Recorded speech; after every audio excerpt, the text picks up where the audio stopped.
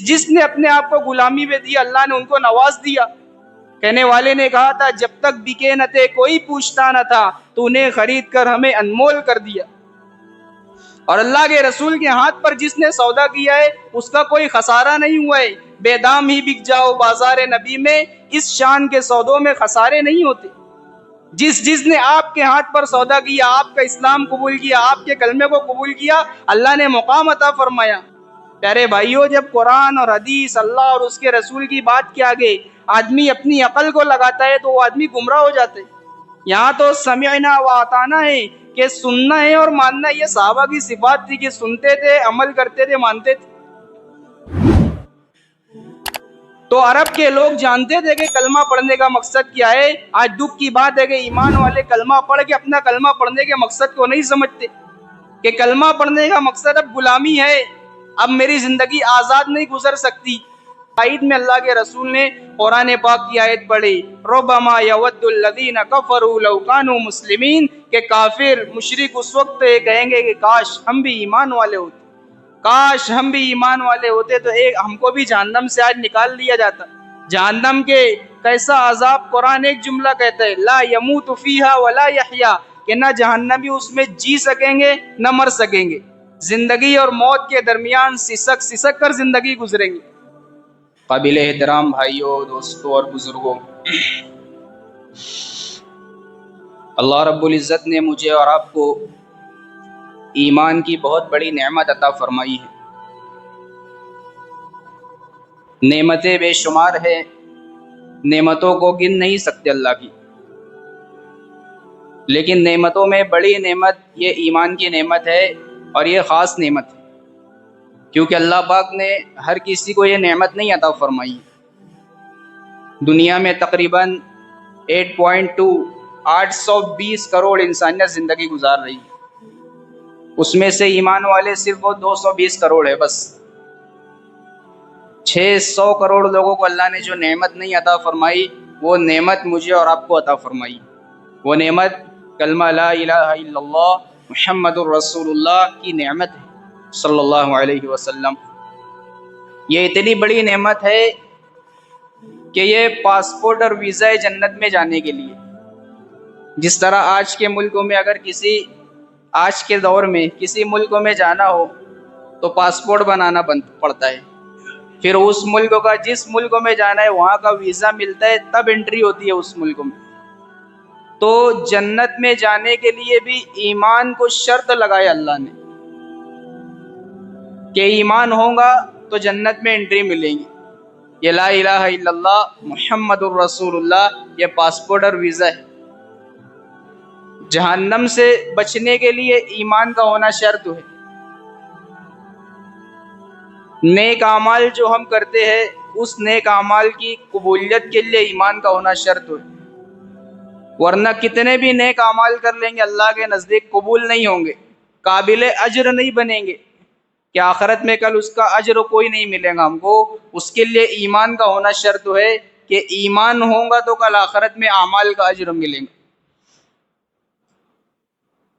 اور یہ دنیا کی بقا کے لیے ایمان والوں کا ہونا شرط ہے۔ اتنی بڑی نعمت اللہ نے مجھے اور آپ کو دی ہے۔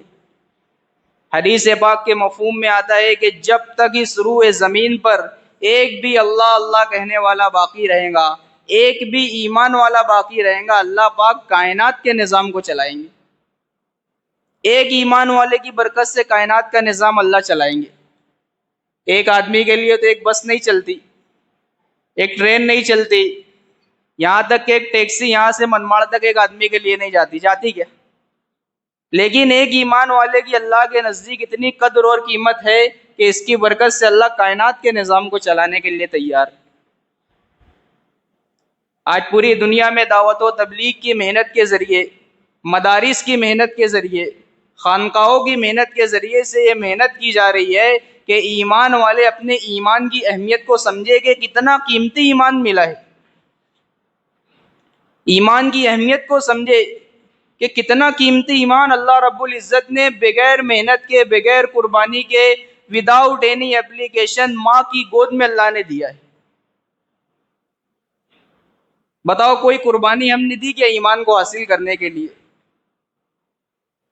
گھر بیٹھے اللہ نے ماں کی گود میں ایمان عطا فرمایا. حالانکہ ہم واقعات سنتے ہیں صحابہ کرام کے کہ ایمان لے کر آئے تو کتنی تکلیفیں برداشت کی، کیا کیا کچھ چیزیں چھوڑنا پڑی ان کو، گھر سے بے دخل کر دیے گئے، جائیداد سے بے دخل کر دیے گئے، علاقے سے نکال دیے گئے، یہاں تک کہ سخت سے سخت تکلیفیں دی گئی. حضرت بلال رضی اللہ تعالیٰ عنہ کا واقعہ ہم بارہا سنتے ہیں کہ ایمان لانے پر کتنی تکلیفیں اٹھائی ہے، لیکن اللہ رب العزت نے وہ ایمان کی دولت ماں کی گود میں مجھے اور آپ کو عطا فرمائی. اس لیے علماء نے لکھا ہے کہ جو چیزیں محنت کے بغیر حاصل ہوتی ہے اس کی قدر نہیں ہوتی. جس چیز پر آدمی کا جان، مال، وقت، صلاحیتیں لگی ہوتی ہے، قربانی لگی ہوتی ہے، اس چیز کی قدر آدمی کے اندر ہوتی ہے. تو آج دعوت و تبلیغ کی محنت کے ذریعے سے مقصود یہ ہے کہ ایمان والے اپنے ایمان کو پہچانے، ایمان کی اہمیت کو پہچانے کہ کتنا قیمتی ایمان اللہ نے دیا ہے. شرط لگا دیا جنت میں جانے کے لیے کہ بغیر ایمان کے کوئی جا نہیں سکتا. جہنم میں ایمان والے چلے گئے. حدیث پاک کے مفہوم میں آتا ہے کہ اگر ایمان والے گناہ کر لیے، 70 سے زیادہ کبیرہ گناہ علماء نے لکھا ہے جو بغیر توبہ کے معاف نہیں ہوتے، تو کوئی ایسے کبیرہ گناہ کا مرتکب ہو گیا کہ نماز کو چھوڑ دیا، زنا کر دیا، غیبت کیا، بہت سارے گناہ کبیرہ گناہ 70 سے زیادہ علماء نے لکھے. وہ گناہ کبیرہ جو بغیر توبہ کے معاف نہیں ہوتے، ایسے گناہ کر لیا، ایمان پاس رہا، اللہ نے ناراض ہو کے اگر جہنم میں ڈال دیا تو ایک نہ ایک دن یہ ایمان کی برکت سے ضرور جہنم سے نکالیں گے. اتنا قیمتی ایمان، جہنم سے نکلنے کے لیے ایمان کا ہونا شرط ہے. اللہ کے رسول نے اس قصے کو بیان کیا جس کا مفہوم ہے کہ جب ایمان والوں کو بھی جہنم میں ڈالا جائے گا ان کے گناہوں کی وجہ سے، تو جو غیر ایمان والے جہنم میں ہوں گے، کافر ہوں گے، مشرک ہوں گے، وہ ایمان والوں کو طعنہ دیں گے کہ یار تم دنیا میں کلمہ پڑھتے تھے، ہم نہیں پڑھتے تھے، ہم تو مر کر جہنم میں آئے، یہ بات ہم کو سمجھ میں آتی ہے، یار تم بھی مر کے جہنم میں آ گئے. وہ طعنہ دیں گے تم کو تمہارے ایمان نے کوئی فائدہ نہیں دیا. اب اللہ رب العزت تو ہر چیز کے جاننے والے ہیں، اللہ رب العزت اس بات کو سنیں گے، اللہ رب العزت کی رحمت کو جوش آئے گا. اللہ رب العزت کہیں گے جبرائیل علیہ السلام کے کہ جاؤ جہنم میں جتنے ایمان والے ہیں، رائی کے دانے کے برابر بھی جس کے دل میں ایمان ہے اس کو جہنم سے نکال کر جنت میں داخل کر دو. یہاں تک کہ روایات میں آتا ہے کہ جس نے ایک مرتبہ بھی زندگی میں اخلاص کے ساتھ، دل کے یقین کے ساتھ لا الہ الا اللہ پڑھا ہوگا، اللہ رب العزت اس کو جہنم سے نکال لیں گے. تو جب ایمان والوں کو جہنم سے نکالا جا رہا ہوگا تو کافر اور مشرک غیر ایمان والے یہ منظر دیکھ رہے ہوں گے، اور وہ ایمان والے بھی ہوں گے جن کو ماں کی گود میں ایمان تو ملا لیکن ایمان پر محنت نہیں کی، کاروبار کو دین سمجھا، کاروبار کو محنت کرنا سمجھا، حلال کمانا محنت کرنا سمجھا، لیکن ایمان جو ماں کی گود میں ملا اس کی قدر نہیں کی، اور موت کے وقت تو شیطان تو محنت کر رہے اس نے ایمان چھین لیا. تو یہ ایمان والے بھی وہاں پر ہوں گے جو دنیا میں تو ایمان والے تھے لیکن موت کے وقت شیطان نے ایمان چھین لیا، اب ایمان پاس نہیں ہے. تو ایمان والوں کو جب جہنم سے نکالا جائے گا چن چن کر، تو اس وقت کافر اور مشرک یہ منظر دیکھ رہے ہوں گے. وہ کہیں گے کہ ہمیں بھی جہنم سے نکال دو، تو فرشتے کہیں گے کہ ایمان بتاؤ تو تمہیں بھی نکال لیتے.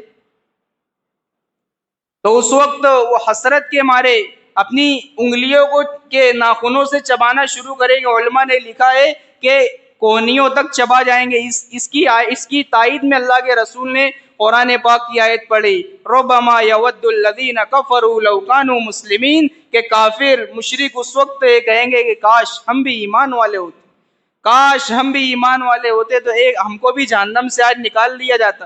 جہنم کے کیسا عذاب قرآن ایک جملہ کہتا ہے، لا یموت فیہا ولا یحیا، کہ نہ جہنمی اس میں جی سکیں گے نہ مر سکیں گے. زندگی اور موت کے درمیان سسک سسک کر زندگی گزریں گی.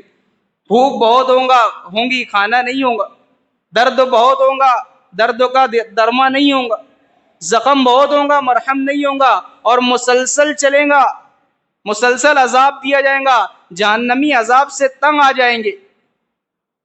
وہ جہنم کے داروغہ مالک سے کہیں گے کہ ہمیں جہنم سے نکالو، ہم پہ کوئی دن ہمارے لیے سختی کو کم کر دیا کرو، کوئی دن تو ہماری چھٹی کر دو، کوئی دن تو ہمارے زخموں پر مرہم لگا دیا کرو. اور کہیں گے جہنم کے داروغہ مالک سے جہنمی لوگ کہ ہم پر رحم کرو رحم کرو، تو مالک جواب دیں گے کہ تم پر رحمان نے رحم نہیں کیا تو ہم کون تم پر رحم کرنے والے۔ قرآن جو جہنمیوں پر جو فرشتے مقرر ہوں گے ان کے بارے میں قرآن کہتا ہے کہ وہ نہ کوئی چیز سن سکیں گے نہ کوئی چیز دیکھ سکیں گے، بالکل جو ان کو کام پر لگایا گیا وہ کام وہ کرتے رہیں گے، گونگے ہوں گے بہرے ہوں گے، کوئی چیز نہ سنیں گے نہ کہہ سکتے۔ تو آخر میں وہ تنگ آ کر کہیں گے وَنَادَوْا يَا مَالِكُ لِيَقْضِيَ عَلَيْنَا رَبُّكَ، کہ مالک اپنے رب سے کہیے ہمیں موت ہی دے دیجیے۔ تو مالک اس کے جواب میں کہیں گے اِنَّكُمْ مَاكِثُونَ، کہ تم ہمیشہ زندہ رہو گے، اب تمہیں کبھی موت نہیں آئیں گی۔ ہمیشہ ہمیش ایمان پاس نہیں رہا میرے بھائیوں بزرگوں دوستو، ہمیشہ ہمیش کی جہنم مقدر ہوں گی۔ اللہ پاک ہم سب کی حفاظت فرمائے، ایک گھڑی جہنم میں اللہ پاک ہماری جانے سے حفاظت فرمائے، کوئی معمولی چیز نہیں ہے۔ انبیاء علیہ الصلوۃ والسلام نے امت کو جہنم سے ڈرایا ہے، اور آقا کریم صلی اللہ علیہ وسلم کی یہ فکر اور کڑن تھی کہ میری امت کس طرح جہنم سے بچ کر جنت میں جانے والی بن جائے۔ تو جہنم سے نکلنے کے لیے ایمان کا ہونا شرط ہے، نیک اعمال کی قبولیت کے لیے ایمان کا ہونا شرط ہے۔ اللہ رب العزت نے ایک بہت قیمتی کلمہ مجھے اور آپ کو عطا فرمایا ہے، لیکن دکھ کی بات ہے کہ ایمان والا ایمان کا کلمہ پڑھنے کے بعد ایمان کے مقصد کو نہیں جانتا الا ماشاءاللہ، کہ ایمان کا کلمہ ہم نے پڑھا ہے، کہ ایمان کا کلمہ پڑھ لینا صرف وہ نہیں ہے کہ کلمہ پڑھ لیں گے اور جنت ہماری کنفرم ہو جائیں گے، ایسا نہیں ہے۔ ایسا ہوتا تو بڑے بڑے پوسٹر اور بینروں پر لکھ کر لگا دیا جاتا کہ ادھر کلمہ پڑھو اور ادھر یہیں سے سرٹیفکیٹ لے لو جنت کا کہ تم کنفرم جنتی ہو گئے ہو۔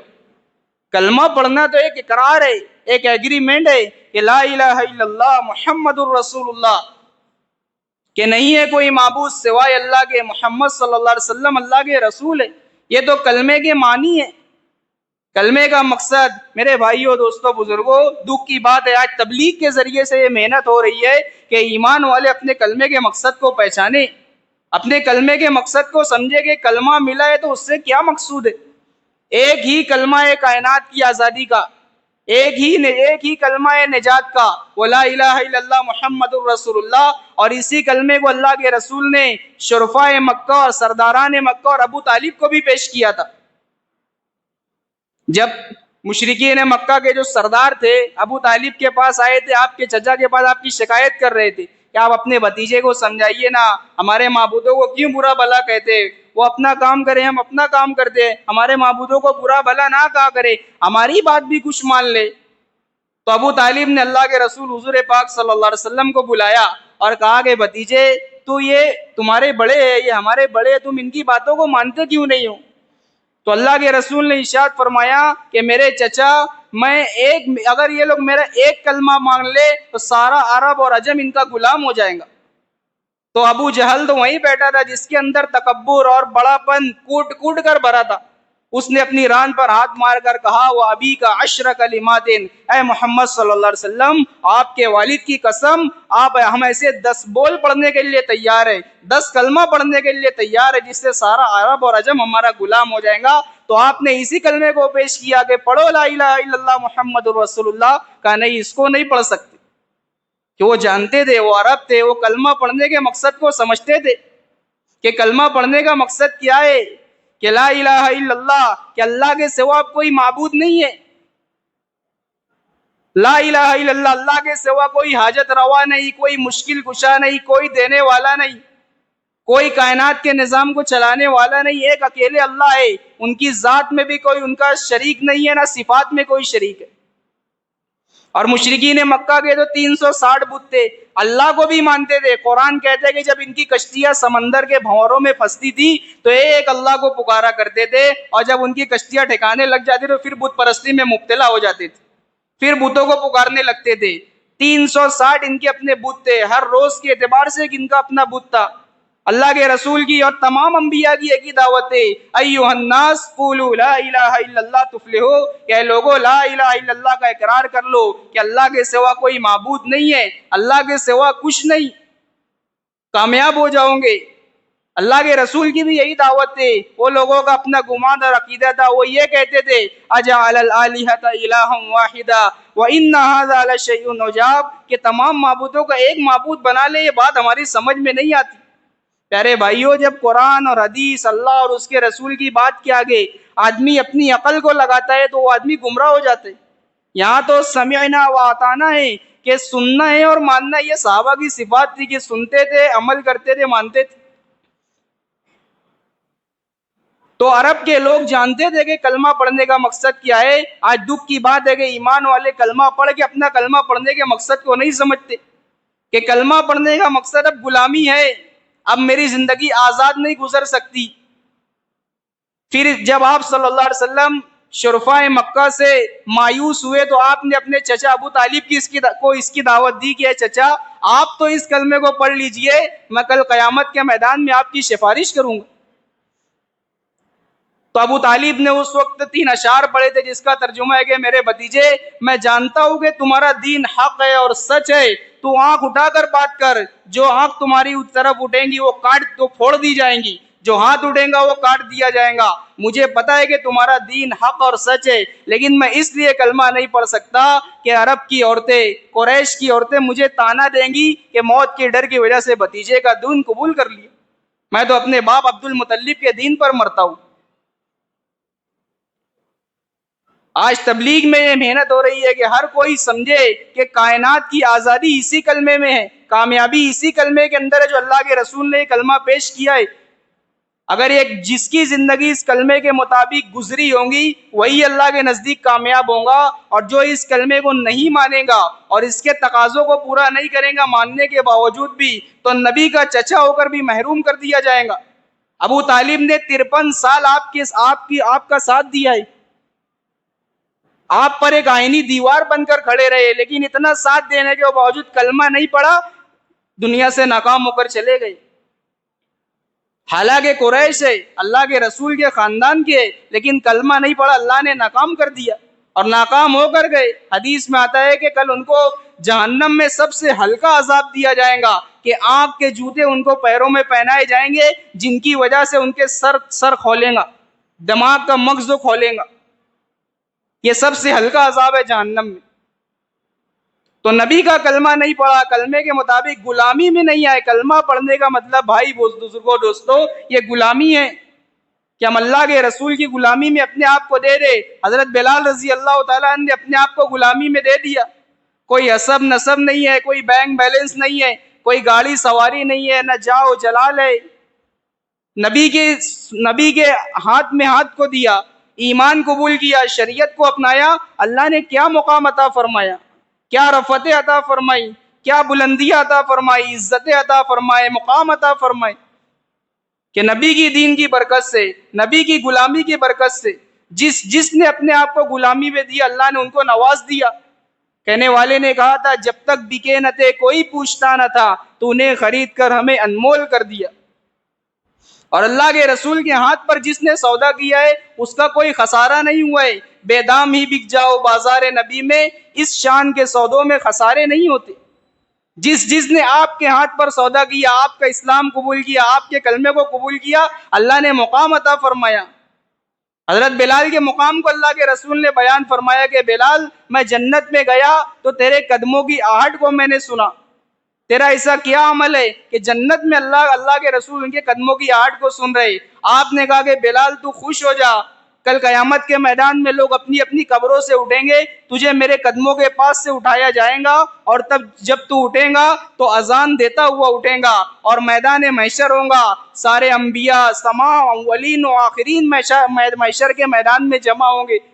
اس وقت تو اٹھنی پر کھڑا ہو کر اذان دے گا اور تیری اذان پورے میدان محشر میں گونجے گی، ہر کوئی سنے گا، ہم بھی سنیں گے انشاءاللہ، ہر کوئی سنے گا۔ اس وقت اللہ کے رسول نے کہا کہ جب اشہد ان محمد رسول اللہ پہ پہنچے گا تو اس وقت نالائق ابو جہل بھی کہے گا کہ صدقت یا بلال، ابو لہب بھی کہے گا صدقت یا بلال، کہ بلال تو نے سچ کہا۔ اللہ کے رسول نے کہا کہ اس وقت کا ان کا کہنا ان کے کوئی کام نہیں آئے گا۔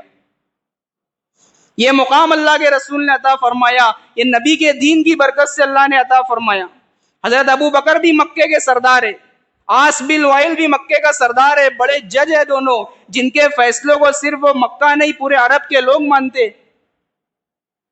دونوں بڑے جج ہیں مکے کے، ایک نے غلامی اختیار کی، ایک نے سرکشی اختیار کی۔ اللہ کے رسول نے فرمایا آس بن وائل اپنی آنتوں کو جہنم میں گھسیٹتا ہوا پھر رہا ہے، تکبر کیا اللہ کے رسول کے سامنے۔ اور حضرت ابو بکر نے اپنے آپ کو غلامی میں دیا، اللہ نے کیا مقام عطا فرمایا نبی کی غلامی کی برکت سے، نبی کے کلمہ پڑھنے کی برکت سے، نبی کے کلمے کے مقصد پر اترنے کی برکت سے اللہ نے کیا مقام عطا فرمایا۔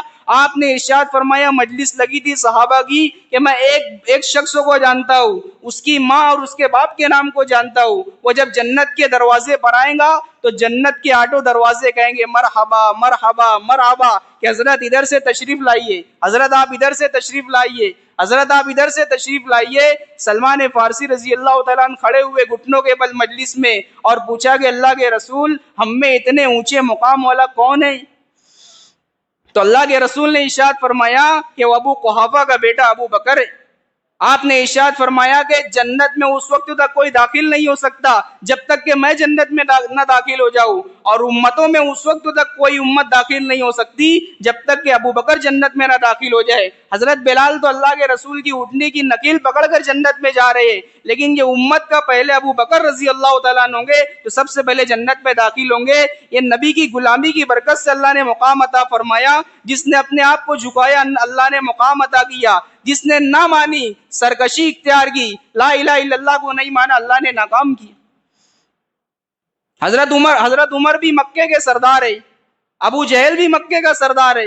اللہ کے رسول دونوں کو دعاؤں میں مانگ رہے کہ اللہم اعز الاسلام بہذین الرجلین الیک بابی جہل او بعمر بن الخطاب، کہ اللہ دو عمر میں سے کسی ایک کے ذریعے سے اسلام کو قوت عطا فرما۔ اتنے بڑے مقام رکھتے ہیں دونوں مکہ کے اندر کہ اللہ کسی ایک کو دے کر اسلام کو قوت، عزت اور رفعت اور شان عطا فرما۔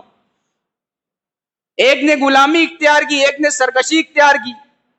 ابو جہل نے کہا کہ نہیں میں اپنی سرداری نہیں چھوڑ سکتا، تکبر کیا، اور ایسا اکڑا ہوا تھا کہ عبداللہ بن مسعود رضی اللہ تعالیٰ عنہ جب بدر کے اندر ان کی گردن کو کاٹنے کے لیے چڑھے تو کہا کہ میری تلوار سے کاٹو، زیادہ تیز ہے، اور بالکل نیچے سے کاٹنا تاکہ بڑی گردن دکھے، لوگ کہے کہ سردار کی گردن۔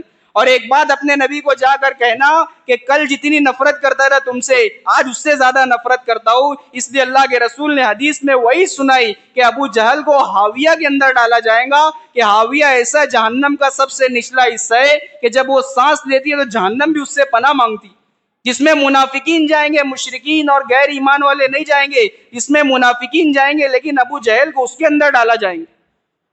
سرکشی اختیار کی، اللہ کے رسول کے سامنے تکبر کیا، اللہ نے ناکام کر دیا۔ اور حضرت عمر غلامی کے اندر آئے، کیا مقام عطا فرمایا اللہ نے؟ زبان رسالت سے آقا صلی اللہ علیہ وسلم نے ارشاد فرمایا کہ میرے بعد اگر کوئی نبی ہوتا تو عمر ہوتے، اور آپ نے ارشاد فرمایا عمر تو خوش ہو جا، کل جب میں نے خواب میں جنت میں ایک محل دیکھا، سفید موتی کا محل تھا جس پر یاقوت جڑے ہوئے تھے۔ میں نے فرشتے سے پوچھا کہ یہ کس کا محل ہے؟ تو فرشتے نے کہا کہ ایک قریشی کا محل ہے، ایک قریشی نوجوان کا محل ہے۔ تو آپ صلی اللہ علیہ وسلم سمجھے کہ میں تو قریش کا ہوں، یہ میرا ہی ہو سکتا ہے اتنا خوبصورت۔ میں اندر جانے لگا تو فرشتے نے روک لیا کہ اللہ کے رسول یہ محل آپ کا نہیں ہے، آپ کے ساتھی عمر بن خطاب کا محل۔ جنہوں نے مانا اللہ نے کیا مقام عطا فرمایا، خود فرماتے ہیں اپنی خلافت کے زمانے میں اللہ نے 22 لاکھ مربع میل کی حکمرانی عطا فرمائی۔ ارشاد فرماتے تھے کہ نبی کے دین کی برکت سے اللہ نے، نبی کی غلامی کی برکت سے اللہ نے وہ مقام عطا فرمایا کہ اس زمین کے اوپر اور آسمان کے نیچے اللہ کے علاوہ عمر کا کوئی حاکم نہیں ہے۔ جنہوں نے اللہ کی مانی اللہ نے نواز دیا، جنہوں نے اللہ کے رسول کی غلامی میں اللہ نے نوازا۔ اسی طرح حضرت عثمان بھی بنو امیہ کے ہیں، امیہ بن خلف بھی بنو امیہ کا ہے، یہ دونوں بنو امیہ کے بڑے سردار ہیں۔ ایک نے اللہ کے رسول کی مانی، ایک نے سرکشی اختیار کی، اور ایک نے سرکشی اختیار کی، ایک نے مانا، جس نے مانا اللہ کے رسول نے مقام سنائے کہ عثمان تو خوش ہو جا کہ جنت میں ہر نبی کا ایک دوست ہوگا اور میرا دوست تو ہے، عثمان تو میرا جنت میں دوست ہوں۔ اور جس نے سرکشی اختیار کی، امیہ بن خلف اللہ کے رسول کے پاس آیا، ایک بالکل کمزور سی ہڈی لے کر اس کو چورا کیا، پرزا کیا، اور پھونک مار کر کہا گیا محمد کیا تیرا رب اس کو زندہ کرے گا؟ اللہ کے رسول نے کہا کہ میرا رب اس کے تمام ذرات کو جمع کرے گا، اور ذرات کو جمع کرنے کے بعد اس کو بھی دوبارہ زندہ کریں گا اور تجھے بھی اللہ تعالیٰ دوبارہ زندہ کریں گا اور تجھے جہنم میں اللہ پاک پھینکیں گے. یہ سب جنہوں نے سرکشی کی بدر کے گڑھے میں سب مرے ہوئے پڑے تھے. جنہوں نے سرکشی اختیار کی، کلمے کو نہیں پڑھا، کلمے کو نہیں مانا، اللہ کے رسول کی نہیں مانی، اللہ نے ان کو ذلیل کیا، ناکام کیا. جنہوں نے مانا، اللہ نے قیامت تک کی رفعت اور بلندی عطا فرمائی کہ رہتی دنیا تک ان کا اپنا نام رہے گا. اسی طرح حضرت علی بنو ہاشم سے، ابو لہب بھی بنو ہاشم سے.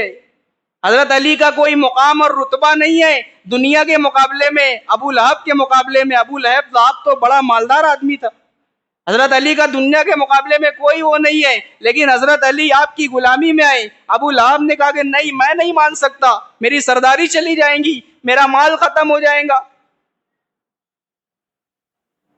تو حضرت علی رضی اللہ تعالیٰ نے اپنے آپ کو غلامی میں ڈالے. اللہ کے رسول نے ارشاد فرمایا کہ علی تو خوش ہو جا کہ جنت میں تیرا گھر میں نے اپنے گھر کے سامنے بنایا ہے. تیرے گھر کا دروازہ کھلے گا میرا گھر نظر آئے گا، میرے گھر کا دروازہ کھلے گا تیرے گھر کا دروازہ نظر آئے گا. اور تو خوش ہو جا، اللہ نے تیری بیوی کو جنت کی عورتوں کا سردار بنا دیا. اور تو اور بھی خوش ہو جا کہ تیرے بیٹوں کو اللہ نے جنت کے نوجوانوں کا سردار بنا دیا. جنہوں نے غلامی اختیار کی اللہ نے نوازا. ابو لہب جس نے آقا صلی اللہ علیہ وسلم کی نہیں مانی، سرکشی اختیار کیا، قرآن وتھ فیملی جہنمی قرار دیتا ہے کہ خود بھی جائیں گا، اپنی بیوی کے ساتھ جہنم میں جائیں گا. تو پیارے بھائیوں، عزیز بزرگوں، دوستو، کلمہ پڑھنے کا مقصد یہ ہے کہ لا الہ الا اللہ محمد الرسول اللہ، کہ اپنی منمانی والی زندگی اب نہیں گزار سکتے. اس کا مطلب اب غلامی ہے، ہم بندے ہو گئے اللہ کے. یہ مشرکین مکہ جانتے تھے، سرداران مکہ جانتے تھے. آج دکھ کی بات ہے کہ کلمہ پڑھ کے ایمان والا اپنے کلمہ پڑھنے کے مقصد کو نہیں جانتے الا ماشاءاللہ. آج دعوت و تبلیغ کی محنت کے ذریعے سے یہ بات کی محنت کی جا رہی ہے کہ ایمان والے اپنا کلمہ پڑھنے کے مقصد کو سمجھے کہ اللہ نے کتنی قیمتی چیز عطا فرمائی. آج غلامی رسول کا دعویٰ ہے لیکن زندگیوں سے نبی کا دین نکلا ہوا ہے. یہ کون سی، آج کہتے ہیں غلامی رسول میں موت بھی قبول ہے، لیکن یہ کون سی غلامی ہے کہ ہم کو شریعت قبول نہیں ہے؟ نبی کی غلامی میں داڑھی قبول نہیں ہے، نبی کی غلامی میں نبی کی سنتیں قبول نہیں ہے. آج ضرورت ہے کہ اپنے اندر سچا عشق رسول پیدا کرنا اور کلمے کے تقاضوں پر اپنے آپ کو اتارنا اور دعوت و تبلیغ میں محنت کے لگ کے اپنے جان مال وقت کو لگا کر اپنے کلمے کے مقصد کو سیکھنا. مشائخ نے لکھا ہے کہ کلمہ سیکھے بغیر لوگ حج کرتے ہیں. حج تو اللہ سے ملاقات کا سفر ہے، عشق کا سفر ہے. بغیر کلمہ سیکھے حج کرتے ہیں، لہذا حج کر کے واپس آتے ہیں دل کی سختی اور بڑھ جاتی. کلمہ سیکھے بغیر نماز پڑھتے ہیں، نماز تو اللہ سے قرب کا ذریعہ ہے، بغیر کلمہ سیکھے نماز پڑھتے ہیں، وہ نماز اللہ سے قرب کے بجائے اللہ سے دوری پیدا کر دیتی. بغیر ایمان کے، بغیر کلمہ سیکھے مال خرچ کرتے ہیں، وہ مال اللہ سے مایوس کر دیتا. اس لیے کلمہ سیکھنا ہے. پیارے بھائیوں، دوستوں، بزرگوں، اللہ تعالیٰ سے دعا ہے کہ اللہ ہم کو کلمے کے مقصد کو سمجھنے کی توفیق عطا فرمائے اور جو ایمان ماں کی گود میں ملا ہے اس کو قبر تک بچا کر لے جانے کی فکر اور محنت میں اللہ پاک ہم سب کو لگائے. وآخر دعوانا الحمدللہ رب العالمین.